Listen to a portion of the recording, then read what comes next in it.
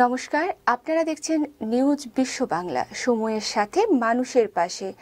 আপনাদের সাথে আমি মেরিনা মণ্ডল। অবশেষে অনেক টালবাহানার পর বাঁকুড়া লোকসভা কেন্দ্রে প্রার্থী ঘোষণা করেছে বিজেপি। তাই আর সময় নষ্ট না করে নিজে হাতেই দেওয়ালে তুলির টান দিলেন নিজেই।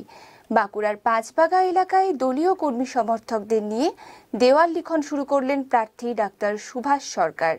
দেওয়াল লিখনকে কেন্দ্র করে বিজেপি কর্মীদের উন্মাদনা ছিল চোখে পড়ার মতো। তাদের বিশ্বাস, এবারে তৃণমূলকে হারিয়ে ভূমিপুত্র ডাক্তার সুভাষ সরকারকেই জয়ী করবে সাধারণ মানুষ।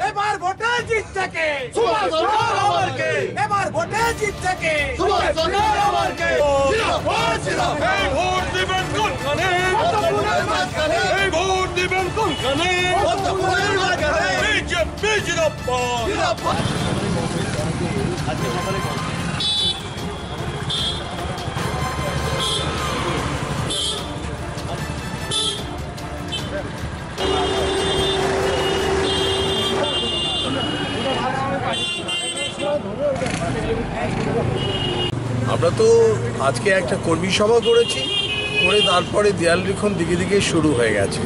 আমি নিজেও একটি দেওয়াল লিখলাম। আর এর সঙ্গে সঙ্গে এই এলাকাতে দেখতে পাচ্ছি যে ভারতীয় জনতা পার্টির ছেলেরা যে সমস্ত দেওয়াল বুক করে গেছে তার উপরে টিএমসি জবরদস্তি এসে টিএমসি লিখে দিচ্ছে। আসলে তৃণমূল নিশ্চিত পরাজয় হবে সেটা ভেবে মানুষের হৃদয় থেকে তো সরে গেছে, তাই এখন দেওয়াল দখলে শুধু নেমেছে। কারণ মানুষের কাছে আমরা প্রতিষ্ঠিত হয়ে আছি, মানুষ আমাদেরকে দেখে অত্যন্ত আনন্দের সঙ্গে স্বাগত জানাচ্ছে। আমরা একেবারে নিশ্চিত যে এই লোকসভাতে ভারতীয় জনতা পার্টি জয়যুক্ত হবে। তার কারণ পঞ্চায়েত ভোটে যা হয়েছে মানুষ দেখতে পেয়েছে যে পঞ্চায়েত ভোটে তারা মনোনয়ন পেশ করতে পারেনি, মারধর করে মনোনয়ন কেন্দ্র থেকে বের করে দেওয়া হয়েছে। এমনকি বাঁকুড়াতে এসডিও অফিসেও সেখানেও মারধর করে বের করে দিয়েছে।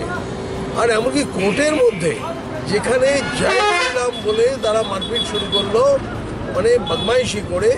আর এটাতে এই যে পুরো কাণ্ড কারখানা হয়েছে, পঞ্চায়েত মন্ত্রীকে বাঁকুড়া লোকসভাতে যিনি প্রার্থী হয়েছেন তিনি হচ্ছেন পঞ্চায়েত মন্ত্রী।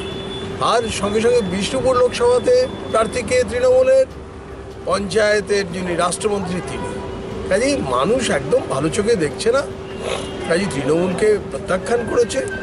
সব কেন্দ্রের প্রার্থী নরেন্দ্র মোদী, আর নরেন্দ্র মোদীর সাইক্লোনে সবাই আকাশে উড়ে যাচ্ছে। উন্নয়ন তো যা কিছু তা তো কেন্দ্রীয় সরকারের হাত ধরেই। এই যে জলের কথা বলছে, এই জলটাও তো অমৃত প্রজেক্টে 106 কোটি টাকা। তারপরে বাঁকুড়া মেডিকেল কলেজে 150 কোটি টাকা দেওয়া হয়েছে, 5 বছরে এখনো বিল্ডিংয়ের কাজ সম্পূর্ণ করতে পারেনি। সর্বশিক্ষা মিশন, ন্যাশনাল হেলথ মিশন, এই সমস্ত কিছুতেই টাকা তো কেন্দ্রীয় সরকার দিচ্ছে। স্বচ্ছ ভারতের শৌচালয়, প্রধানমন্ত্রী আবাসন, 2 টাকা কিলো চাল, সরকারের দেওয়া 29 টাকা 67 পয়সা, সেই টাকা দামের চালও পায় না। মানে 1 টাকা দেওয়ার যে নাটক, এই নাটকটা করে উল্টো দিদির ভাইয়েরা 5 টাকা 7 টাকা 6 টাকা কেজি প্রতি আয় করছে।